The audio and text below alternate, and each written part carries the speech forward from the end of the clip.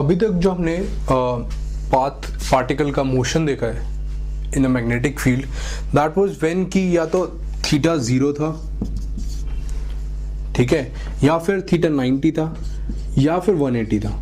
ये तीन केसेस देखे। नाउ व्हाट विल हैपन अगर theta is something apart from these. Late us suppose कि मैग्नेटिक फील्ड कुछ इस डायरेक्शन में है, ठीक है। अब जो पार्टिकल एंटर करता है वो कुछ इस तरीके से एंटर करता है, यानी इन दिस डायरेक्शन, और मैग्नेटिक फील्ड इस डायरेक्शन में है बी, राइट। तो क्या होगा अब, क्योंकि F is equals to v q v cross B होता है, सो दैट मीन्स कि इसका जो वेलोसिटी का जो परपेंडिकुलर वाला एलिमेंट है, अगर मैं इसको थीटा लूं यानी v साइन थीटा, सिर्फ इसके ऊपर फोर्स लगेगी और v cos थीटा जो है it will remain as it is. जो हमारी फोर्स इस v साइन थीटा की डायरेक्शन चेंज करेगी वो सिर्फ जो v की डायरेक्शन चेंज करेगी दैट विल बी सिर्फ v साइन थीटा का डायरेक्शन चेंज होगा, not the v cos theta. That means कि अगर मैग्नेटिक फील्ड इस डायरेक्शन में है तो व्हाट विल हैपन इज कि ये आगे तो मूव करता रहेगा, साथ साथ में सर्कल में रोटेट करता रहेगा इस तरीके से। तो साथ साथ में आगे भी मूव कर रहा है and it is also rotating in a circular path. तो this is called helical motion. Alright, एक चीज आप देखो कि अगर लेट अस सपोज कि इस डायरेक्शन में, अंदर की डायरेक्शन में मैग्नेट हमारी फील्ड होती है, ठीक है, अंदर की डायरेक्शन में है, ये हमारी मैग्नेटिक फील्ड है। अब जो पार्टिकल आ रहा है वो कुछ ऐसे आ रहा है, यानी going into the plane of the paper और आगे भी जा रहा है। तो क्या होगा, एक इसका कंपोनेंट अंदर की डायरेक्शन में है, वो तो वो का वही रहेगा, लेकिन जो इस डायरेक्शन में है उसके ऊपर फोर्स लगेगी, कहां लगेगी, वी क्रॉस बी, ऊपर की डायरेक्शन में, ठीक है। यानी ये ऐसे रोटेट करना स्टार्ट कर देगा, साथ साथ इस तरीके से रोटेट तो कर रहा है, साथ साथ अंदर भी जा रहा है because of v cos theta. ये दूसरे डायरेक्शन में मैंने दिखाया था। तो सेम केस को मैं इस तरीके से दिखा सकता हूं कि ये इधर भी जा रहा है और घूम भी रहा है और अंदर भी जा रहा है। So this is called the helical motion. अब इसका रेडियस क्या होगा, रेडियस क्या होगा, that will be mv upon qb, लेकिन v जो होगा this will be given by the perpendicular, v perpendicular. एक होगी v परपेंडिकुलर, इसको मैंने लिख लिया v साइन थीटा को v परपेंडिकुलर, और इस वाले कंपोनेंट को लिख लिया मैंने v पैरेलल। तो r is equal to m v perpendicular upon qb, ये होगा हमारा रेडियस, ठीक है। टाइम पीरियड क्या होता है, ये तो वेलोसिटी से इंडिपेंडेंट होता है, तो वो तो उतना ही रहेगा 2 pi m upon qb, right. Time period तो उतना ही रहेगा। अब एक रोटेशन में ये आगे कितना मूव कर जाता है, that is called the pitch, ठीक है। यानी v पैरेलल इंटू t, इतने टाइम में एक रोटेशन कंप्लीट होता है एंड मूव कितना कर गया, v into T, that is v cos theta into 2 pi m upon qb। This will be called as the pitch, ठीक है। नाउ अब होगा क्या एक्चुअली में, क्योंकि ये रोटेट कर रहा है, तो अगर मैं ओरिजिन से एक लाइन बनाता हूं तो हर एक रोटेशन के बाद व्हाट विल हैपन इज कि ये जो हमारा पार्टिकल है it will touch this line. यहां पे टच करा, फिर दोबारा आया, फिर यहां पे टच करा, फिर दोबारा आया, यहां पे टच करा, सो ये लाइन को टच करेगा, alright. And the distance will be given by x is equals to n into P. यानी किसी भी टाइम पे अगर ये ओरिजिन है तो मैं किसी भी टाइम पे या किसी भी इस पर इस पार्टिकल का ओरिजिन से डिस्टेंस बता सकता हूं, which will be equal to n into P. P के यहां पे पिच, हर पिच की बात करेगा, और n क्या होगा, number of rotations it has taken, alright.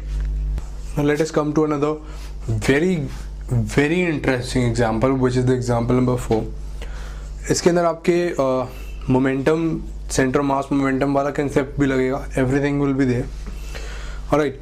तो इसमें दे रखा है कि एक पार्टिकल है whose charge is 10 microcoulomb and the mass is 3 mg, alright. And उसकी वेलोसिटी ओरिजिन से स्टार्ट करता है, उसकी वेलोसिटी ये गिवन है 10 i cap plus 2 j cap, right. अब और magnetic field B is equal to 0.6 pi tesla i cap exist कर रही है इस रीजन में।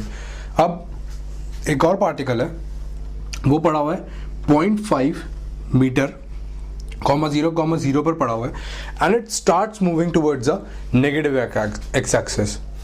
Now we have to find the possible values of mass of this particle so that ये आपस में टकरा जाते हैं and they start rotating in a circle. मतलब जो यहां से पार्टिकल आ रहा था, ये क्योंकि हेलिकल पाथ आएगा इसका, जो हमारा चार्ज है, बिकॉज मैग्नेटिक फील्ड एग्जिस्ट कर रही है इस डायरेक्शन में एंड v की वैल्यू दे रखी है, तो परपेंडिकुलर डायरेक्शन वाली हम देख लेंगे विच इज सेंटीमीटर पर सेकंड में है, तो this will B v perpendicular कितनी होगी y कैप वाली j कैप डायरेक्शन में, विच विल बी 0.2 मीटर पर सेकेंड.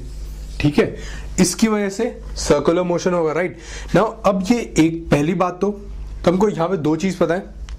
एक तो कि जब ये टकराएंगे तब ये वाला जो पार्टिकल है, charge particle, it should B touching the x axis.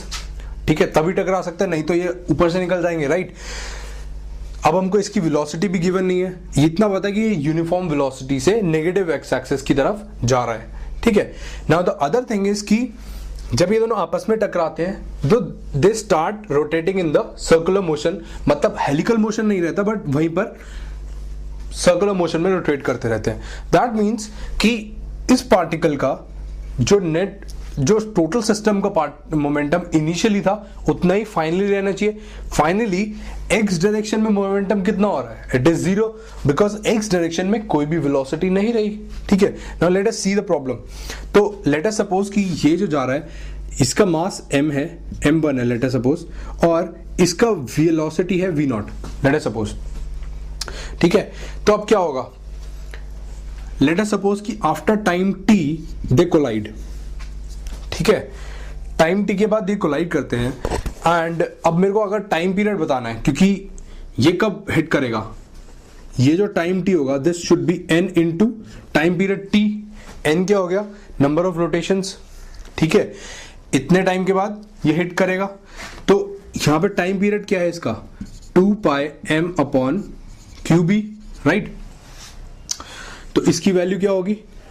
2 pi m कितना है?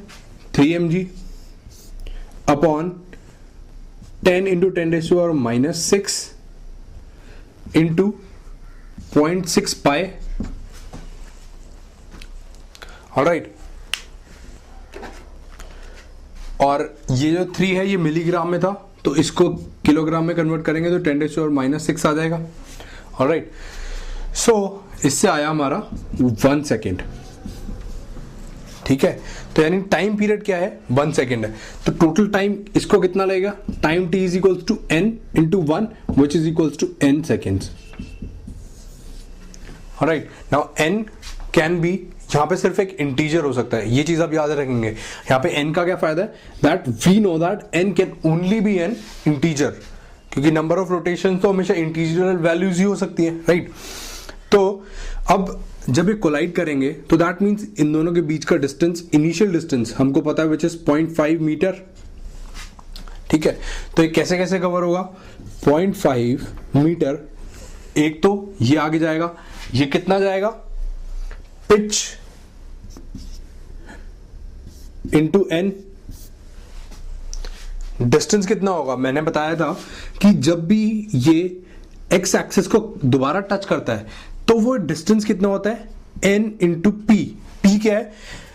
एक जब रोटेशन कंप्लीट होता है तो ये हमारा पार्टिकल कितना x डिस्टेंस आगे चला जाता है, ये होता है हमारी pitch, and n is the number of rotations it has taken place. ठीक है, तो यहां तक क्या है? लेट अस सपोज अगर मेरे को ऐसे देखकर बताना है तो it should B 2 rotations and into pitch, तो इतना डिस्टेंस होगा. अब late us suppose n pitch के बाद जाता है, पिच की वैल्यू क्या है? v parallel into t. v parallel की वैल्यू कितनी है? टाइम पीरियड तो 1 है. ठीक है, ये फॉर्मूला हमने देखा था. v पैरेलल की वैल्यू कितनी है? 0.1. ठीक है, तो ये हुआ पिच 0.1. तो ये वाला कितना आगे मूव करा? n into 0.1. राइट, प्लस ये कितना मूव करेगा? v0, जो इसकी वेलोसिटी हमने अज्यूम करी है, v0 into small t. Small t कितना है? n. ऑलराइट,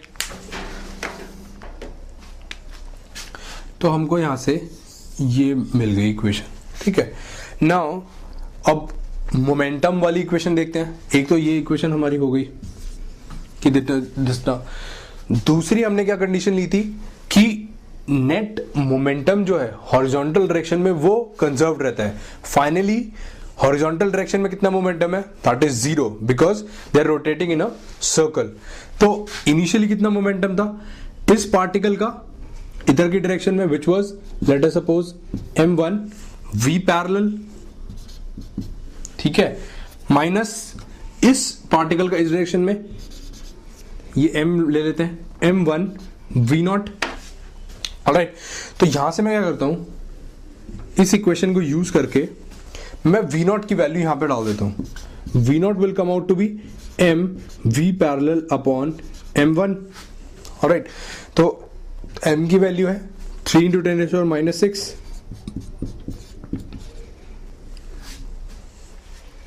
और v पैरेलल कितना है 0.2 × 0.2 अपॉन m1। तो ये वैल्यू कितनी आई 0.6 ×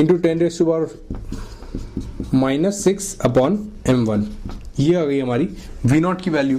v0 की वैल्यू मैं यहां पे सब्स्टिट्यूट कर देता हूं।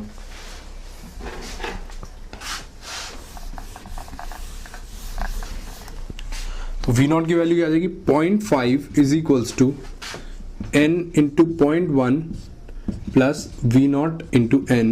v0 की वैल्यू डालू तो 0.5 upon n is equals to 0.1 plus n इधर लेके नीचे प्लस 0.6 × 10⁻⁻⁶ अपॉन m, ठीक है, ये है n। तो मैं इसको इधर ले जाता हूं और क्रॉस मल्टीप्लाई कर देता हूं, तो it implies m will come out to be 0.6 × 10⁻⁻⁶, this will be n upon 0.5 minus 0.1 n, ठीक है। नाउ मास जो होता है it has to be positive, that means कि ये वाली टर्म जो है it should be positive. That means n क्या क्या वैल्यू ले सकता है, it should not also be 0, तो n की वैल्यू ले सकता है 1 2 3 4, इतनी वैल्यूज ले सकता है। तो जो possible values of mass m है तो वो क्या आई, n की वैल्यू अगर मैं 1 डालूं तो m will come out to be 0.6 × 10⁻⁻⁶ into 1 upon 0.4, तो ये आई 3 अपॉन 2 × 10⁻⁻⁶ kg, ठीक है। दूसरी क्या आएगी, अगर मैं इसको 10⁻⁻⁶ हटा दूं तो क्या आएगा, ये मिलीग्राम, 3/2 मिलीग्राम। अब अगर मैं सिमिलरली अगर n की वैल्यूज 2 डालूंगा, 3 डालूंगा, 4 डालूंगा तो अलग अलग वैल्यूज मेरे को मिल जाएंगे। तो ये सारी m की पॉसिबल वैल्यूज होंगी, जिसके लिए जो हमारा पार्टिकल है वो जब उससे कोलाइड करेगा तो it will start rotating in a circle itself, ठीक है। नाउ अब क्वेश्चन में एक और पार्ट है वेयर दे आर आस्किंग कि अब जब कोलाइड कर गए सो सर्कल जो होगा उसका रेडियस क्या होगा। उसका रेडियस हमको पता है कि इससे गिवन होता है m v upon Q B. v क्या होगा, v परपेंडिकुलर, ठीक है। अब ये जो आएगा ये कहां से आएगा, ये हम करवाएंगे मोमेंटम कंजर्व करवाएंगे इन द वर्टिकल डायरेक्शन,